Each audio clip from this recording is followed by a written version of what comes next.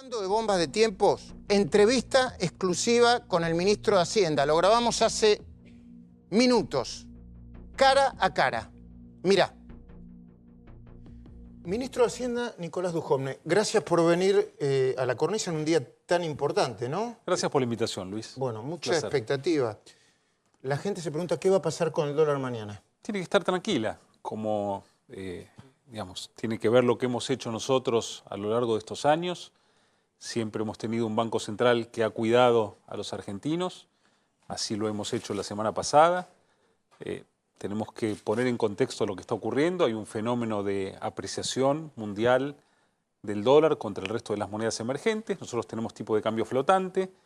En ese contexto, el peor error que podríamos cometer es no usarlo cuando hay que usarlo, es decir, que si el resto de las monedas se deslizan, algo hay que deslizarlas, porque si no, nos atrasaríamos y eso nos llevaría a más desempleo, pérdida de competitividad. Pero para el que está mirando el otro día, que sube el dólar y se tiembla, ¿mañana el dólar puede subir? Puede subir o puede bajar, Luis. Vos fijate lo que se ha movido el dólar en la Argentina en el último mes. El viernes terminó en 21,80, hace un mes estaba en 20. Es muy parecido a lo que se ha movido, por ejemplo, el rublo ruso, la moneda de Sudáfrica. Ahora, cuando empezamos a notar una presión adicional, bueno, nos juntamos, coordinamos políticas para llevar tranquilidad a los mercados. Rápidamente el viernes el mercado cambiario se estabilizó y estamos seguros que va a seguir con una volatilidad mucho más baja que la que venía mostrando en las semanas previas. Por lo que yo entiendo es que si el dólar sube, no va a subir de manera brutal como la semana pasada, como en algunas horas o días de la semana pasada, y que tampoco va a bajar de manera brutal. Bueno, la idea es que la volatilidad sea baja para que todos estemos tranquilos, pero también sabiendo que tenemos una moneda que flota y que si el resto de las monedas de los países contra los cuales competimos para exportar, los países que nos exportan a nosotros, se mueven, un poquito nuestra moneda también se tiene que mover, porque esa es la manera que tenemos de no perder empleo, de cuidar a la sociedad argentina, de que se siga exportando, de que este proceso de crecimiento en el cual estamos en la economía argentina ya hace muchos trimestres y que no se va a detener, se mantenga y que siga creciendo el empleo. Entonces, el tipo de cambio es una herramienta de política macroeconómica que es muy importante. Por un lado, nos permite mantenernos competitivos. Por el otro lado, si uno exagera con la competitividad, se puede trasladarlo a los precios. Tiene demasiada inflación. Y la pregunta es, ¿cuánto se va a trasladar los precios lo que viene pasando en esta corrida cambiaria? Bueno, evidentemente, si el tipo de cambio se deprecia, algo de traspaso a precios hay. ¿Cuánto? Bueno, la regla es más o menos que por cada 1% de depreciación de la moneda, si eso persiste, bueno, más o menos un cuarto de eso se traspasa a precios en más o menos 6 meses. Entonces hay un impacto acotado, por supuesto. O sea que mayo va a tener una inflación un poquito mayor a la esperada. Bueno, un poquito más alta que la esperada hace de repente 2 semanas, pero estamos convencidos de que va a ser más baja que la de abril. ¿Más baja que el 2%? Esperemos que sí, Luis, esperemos que sí. No tenemos subas de precios regulados en el mes de mayo, no hay suba de electricidad, no hay suba de gas. De hecho, va a impactar la baja de impuestos que hizo la gobernadora Vidal en la provincia de Buenos Aires. Entonces, es muy probable que la inflación de mayo dé por debajo del 2%. Y hablando de la gobernadora Vidal, hoy aparece un artículo que dice que en la intimidad ella cree que lo que está viviendo la Argentina se parece a un nuevo tipo de golpe, a un golpe de nuevo cuño. Un golpe de dirigentes demagógicos, políticos, montados sobre mercados internacionales volátiles. ¿Usted comparte la idea? No, yo lo que comparto es la visión de que están estos dos factores arriba de la mesa. Por un lado, una propuesta muy demagógica de la oposición. ¿Por qué muy demagógica?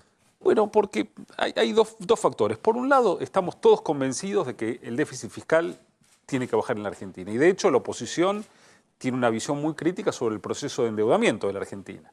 Si quieren que la deuda crezca menos, tendrían que decirnos entonces en dónde recortar más. Y en vez de decirnos dónde recortar más, nos están pidiendo que ampliemos el déficit fiscal, ¿no?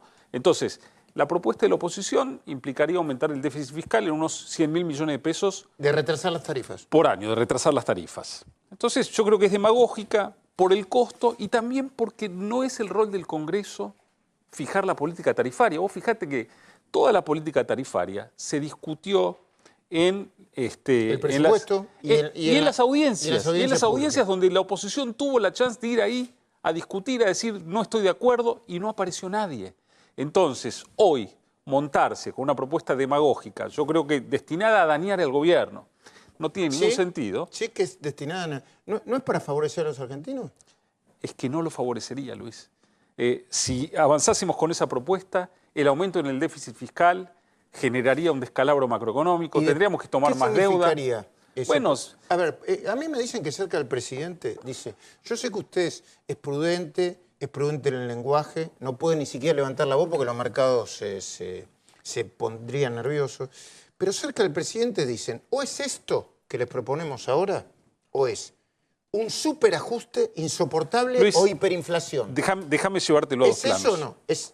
Déjame llevártelo a dos planos. Por un lado, la suba de tarifas permite llevar adelante una política energética destinada a recomponer la capacidad de producir energía en la Argentina. Cuando asumió el presidente Macri, los consumidores de electricidad pagaban el 8% del costo de producir la electricidad. Una locura. Una locura. Hoy estamos en una cobertura más cercana al entre el 70 y el 80%. Estamos acercándonos ya a terminar con los subsidios, salvo la tarifa social, y de esa manera damos certidumbre para producir energía en la Argentina. Y eso está funcionando. La producción de gas y de petróleo en Vaca Muerta ya está creciendo por encima del 30% anual. En el año 2021 probablemente la Argentina sea nuevamente exportador neto de energía. Si no tuviésemos esa certidumbre de que la energía va a estar disponible para los argentinos, no podría haber inversión. Ahora, ¿no se le fue un poco las manos con los niveles de aumento? Luis, así. Vamos a terminar de normalizar las tarifas en 4 años. 4 años. Entonces, yo creo que un periodo más largo de tiempo, por un lado, no nos permitía asegurarnos la disponibilidad de energía y por otro lado, no nos permitía bajar el déficit fiscal. Ahora, en relación a la otra cuestión que planteaba la gobernadora, bueno, al moverse el resto de las monedas en el mundo y teniendo tipo de cambio flotante, sí, algo hay que acompañar, se combinaron las dos cosas a la vez, lo que era evitable era la propuesta demagógica de la oposición. Pero ahora, déjame decir una cosa, Luis, así como te voy a criticar esta propuesta demagógica de la oposición, te voy a decir que la oposición en muchas otras ocasiones ha jugado un rol muy importante para la gobernabilidad de la Argentina y nos ha ayudado a sacar leyes muy importantes para los argentinos. Como la del cepo, digamos. Sí, y va a seguir ocurriendo. Entonces, podemos discutir y podemos criticar esta propuesta, pero también sepamos que vamos a tener que seguir trabajando juntos. Con la tasa más del 40%, esos misilazos que tiraron el viernes, ¿no baja la actividad y empieza a bajar la economía y asoma una recesión? Los argentinos, Luis, hemos aprendido que no hay nada más dañino que una crisis macroeconómica. Cada vez que hemos tenido una crisis macroeconómica en la Argentina, hemos generado una nueva oleada de pobres que luego no han podido salir de esa situación. Entonces, usted me dice que los misilazos lo tiraron para evitar la crisis. Bueno, lo primero que hay que hacer es evitar la crisis, ¿no? ¿Y se venía una crisis tremenda? No, pero digamos, si el tipo de cambio seguía subiendo y las presiones inflacionarias se siguen acumulando, digamos, era algo que queríamos evitar. Entonces, lo primero es bajar la volatilidad del mercado cambiario, reforzar la credibilidad de nuestro programa fiscal, porque hemos anunciado que vamos a acelerar nuestro programa de convergencia fiscal. Con menos obra pública. Sí, pero también entonces con menos necesidad de colocar deuda, que es muy importante, ¿no? Porque si uno piensa en sus hijos y en sus nietos, la deuda que le estamos dejando a ellos no es una buena política. Entonces sí, no vamos a cortar ninguna de las obras que están en marcha, pero nuevos proyectos vamos a tener que reemplazarlos con los programas de propiedad de participación público-privada que se licitaron y vamos a tener que iniciar menos obras financiadas con el presupuesto. Así que yo diría que si persistieran las tasas muy altas por mucho tiempo, evidentemente hay un impacto sobre el nivel de actividad. Pero, digamos, en el corto plazo esto ha jugado un rol muy importante para evitar un shock. Una vez que lo hemos evitado, bueno, el Banco Central, con todas sus capacidades de análisis, va a tener que determinar a qué ritmo van bajando las tasas de interés Y bueno, vamos a ir normalizando entonces nuestra política de tasas. Cuando usted escucha a la expresidenta Cristina Kirchner diciendo que están haciendo un mamarracho y a Kicillof diciendo que son unos devaluadores seriales y que esto nos lleva a chocar, ¿qué le sucede? La Argentina, en los últimos 4 años del mandato de la presidenta Kirchner, no creció. Es más, en términos por habitante, perdimos ingreso por habitante, la inversión cayó, generamos el cepo, perdimos la mitad de nuestras exportaciones, la pobreza subió al 30%, se dejó de poder invertir en la Argentina, no se podía trabajar. Entonces, hemos recuperado la capacidad de crecer de la economía argentina. En el año 2017, la economía creció casi 3%, va a crecer a un ritmo de cercano al 3% este año, y todos los analistas están prediciendo que el año que viene vamos a crecer por encima del 3%. Entonces, esta estabilidad en el crecimiento, con aumento en el empleo, con baja en la pobreza, es una novedad que no habíamos tenido por muchos años. Y realmente pensamos que por este camino la Argentina está recorriendo el camino hacia el desarrollo y hacia volver a ser un país importante y donde la pobreza converja a niveles muchísimos más bajos que los que recibimos. Ministro, yo sé que usted tiene problemas gravísimos de gestión que tiene que resolver, ¿no? Sí. ¿Cómo le afecta en lo personal la denuncia de los gastos de catering, desde el chocoarroz hasta el catering, y de tener parte de sus activos en el exterior? Mira, Luis, son temas diferentes. Saltemos lo del chocoarroz, ¿no? Vos sabés que nosotros pasamos muchas horas por día trabajando en el ministerio. A mí mi secretario me pregunta, ministro, ¿quiere algo para comer, para acompañar el té? Bueno, sí, un chocoarroz para no engordar. Y otros ministros pedirán fruta y otros medialuna, ¿no? Y si tuviera que pagarlo de mi bolsillo, lo pagaría en mi bolsillo.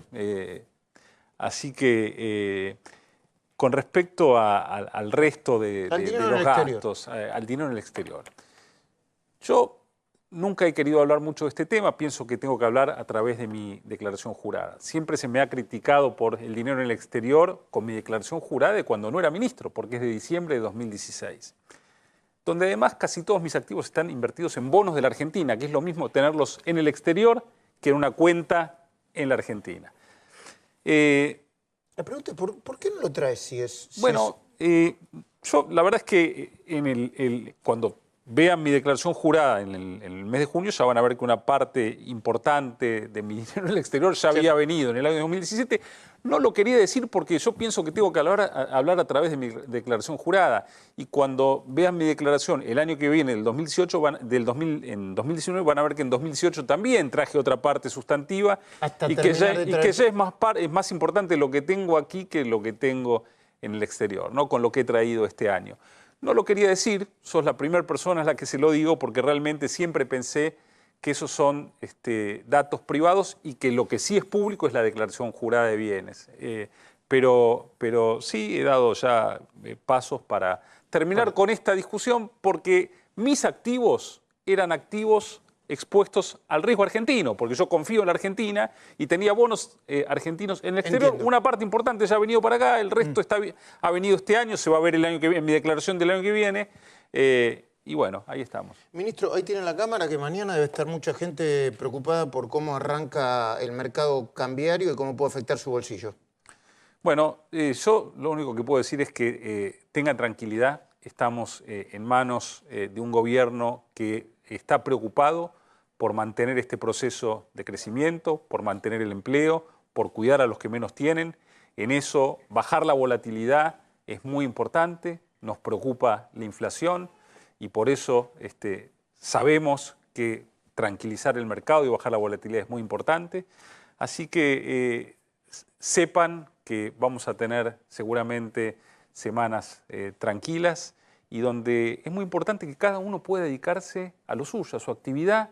En algún momento vamos a llegar, Luis, a una Argentina en donde no se sepa el nombre del ministro de Hacienda, del ministro de Finanzas, del presidente del Banco Central, y donde la gente va a poder realmente dedicarse a producir, a trabajar en lo suyo. Faltan algunos años para eso, pero estoy seguro de que vamos en esa dirección. Gracias, ministro. Gracias, Luis, por la invitación.